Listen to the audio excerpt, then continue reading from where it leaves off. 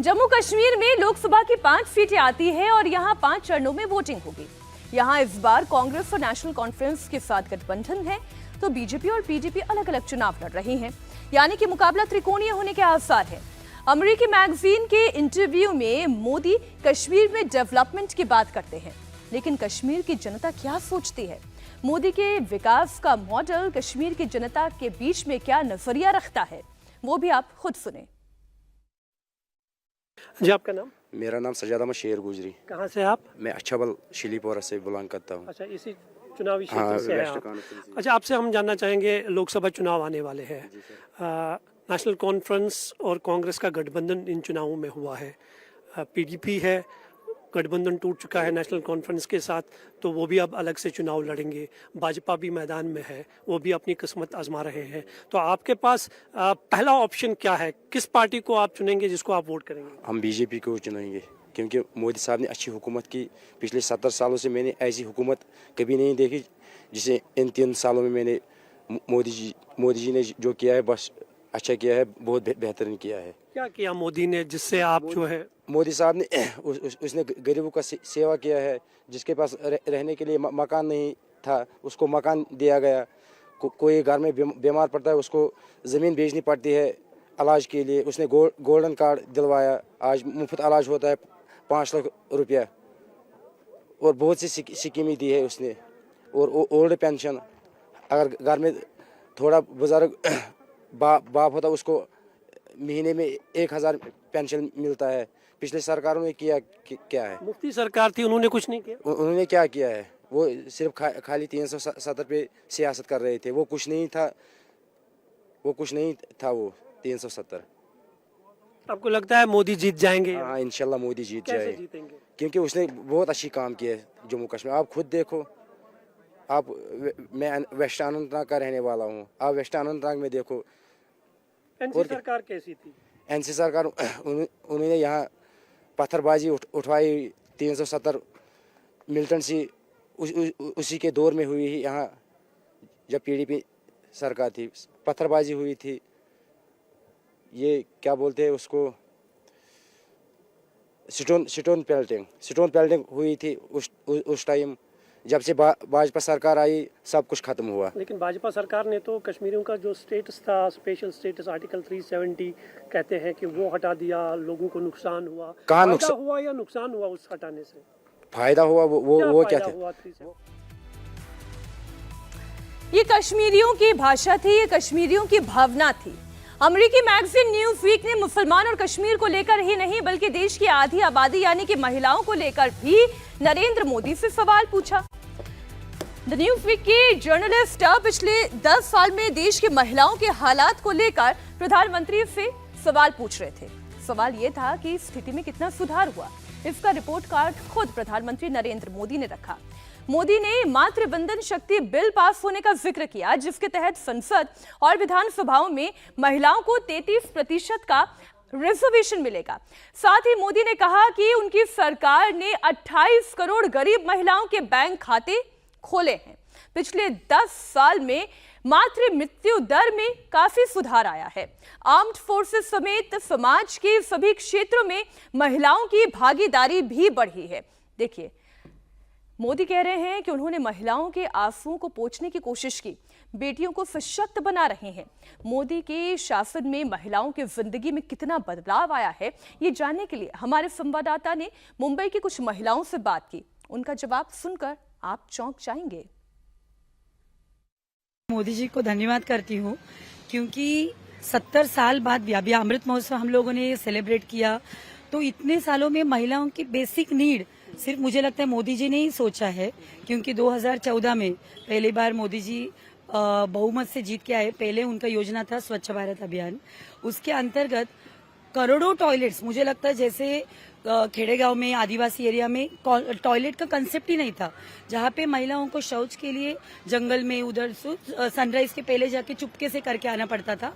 जो मोदी जी ने इतना बारीक से उनके बारे में सोचा कि महिलाओं के सम्मान, जो टॉयलेट उनके बहुत प्राइवेट चीज है, वो उसके लिए उसके बारे में उन्होंने सोचा।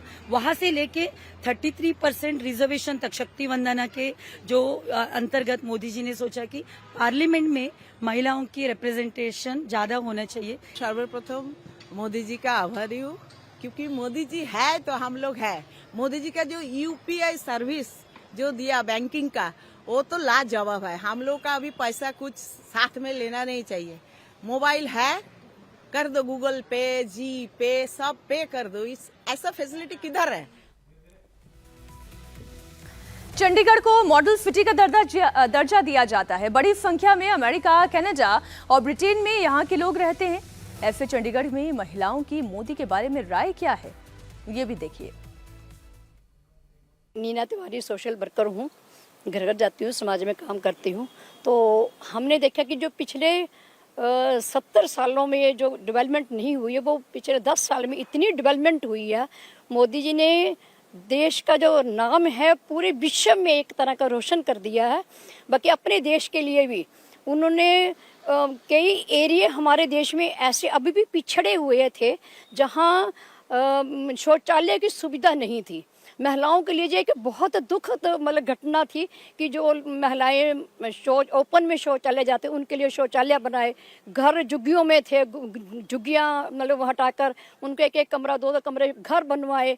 और सबसे बढ़िया है कि उनको गैस सिलेंडर, गैस चूल्हा सब कुछ प्रोवाइड किया उनको।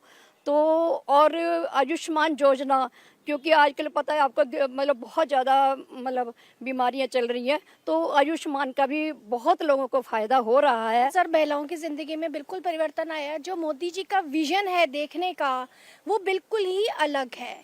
वो एक देश को अपने परिवार की तरह देखते हैं कि जिस तरह से एक परिवार का मुखिया होता है और उसको पता होता है कि मेरे सदस्यों को क्या क्या ज़रूरतें हैं। तो मोदी जी का जो विजन है देखने का, वो यही है कि ये देश मेरा परिवार है, हर वर्ग के लिए मुझे कुछ ना कुछ करना है। अगर हम महिलाओं की बात करें तो महिलाओं के लिए जैसे मैम ने बताया, शौचालय बना दिया इन्होंने, गैस सिलेंडर की सुविधा कर दी उनको। ये जो बीमारियाँ, अस्थमा की बीमारी आती थी उनको चूल्हे से आती थी, उन्होंने गैस सिलेंडर प्रोवाइड कर दिया। उन्होंने एक नई योजना बनाई है जिसके अंदर वो लेडीज को लोन दे रहे हैं ताकि वो अपना घर बैठ के अपना कमाई का साधन बना सके, अपनी पॉकेट मनी। काम जो हिंदू धर्म के लिए किया उन्होंने, राम मंदिर इसके स्थापना, इसकी हमें बहुत मतलब खुशी है। एक वहाँ सरयू नदी में नहाते थे, वहाँ अच्छे बड़े अच्छे कैबिन बनाए हैं, नहीं आगे कपड़े वगैरह बदलने के लिए लेडीज को मुश्किल होता था। ये बहुत अच्छा काम किया है, हम इसको देख के बहुत खुश हैं। मतलब ये कोई हमारे पास लफ्ज़ ही नहीं है। आगे भी जो काम करेंगे वो अच्छा ही करेंगे, इसलिए वो उनका निश्चय आना जरूरी है। आएंगे वो, पक्का आएंगे, पक्का आएंगे तो आएंगे वो। और आपसे आप बोलना चाहते हैं, क्या कहेंगे आप, कैसे देखते हैं आप परिवर्तन? मोदी जी ने हमारे देश के लिए बहुत कुछ किया है जो हम सोच नहीं सकते। उनकी सोच ऐसी है कि बस कुछ ना कुछ कार्य करते ही रहते हैं। वो हम लोग सोचते बाद में, वो पहले ही वो कार्य करके दिखा देते हैं। अब ये तो पब्लिक है और पब्लिक तो सब जानती है, जो उसके मन में होता है बिना लाग लपेट के बड़ा सीधा सीधा बोल भी देती है। और ये चंडीगढ़ की महिलाएं थी। 19 अप्रैल को पहले चरण के लिए वोटिंग होगी। लोकतंत्र के महाउत्सव के बारे में जब प्रधानमंत्री से सवाल पूछा गया तो उन्होंने कहा, हमारे पास अपने वादों को पूरा करने का शानदार ट्रैक रिकॉर्ड है, जो लोगों के लिए बहुत बड़ी बात है। पिछली सरकार पर निशाना साधते हुए प्रधानमंत्री ने क्या कहा, जरा ये भी आप देखिए। पहले तो जिस तरीके से ये सरकार काम करती है वो कहा, देखिए, we have excellent track record of fulfilling our promises. It was a big thing for the people as they were used to promises never being fulfilled. यानी मुझसे पहले भी सरकारें ऐसी थी जो वादे तो बहुत करती थी लेकिन कभी उसे पूरा नहीं करती थी। उन्होंने विरोधियों पर निशाना साधा और अपने ट्रैक रिकॉर्ड के बारे में बताया। Our government has worked with the motto of सबका साथ, सबका विकास, सबका विश्वास, सबका प्रयास। प्रधानमंत्री नरेंद्र मोदी जो नारे लगातार कहते हैं, उसी नारे का जिक्र उन्होंने किया। देखिए आगे वो ये कहते हैं, 11th largest economy to the 5th largest economy की वो बात करते हैं।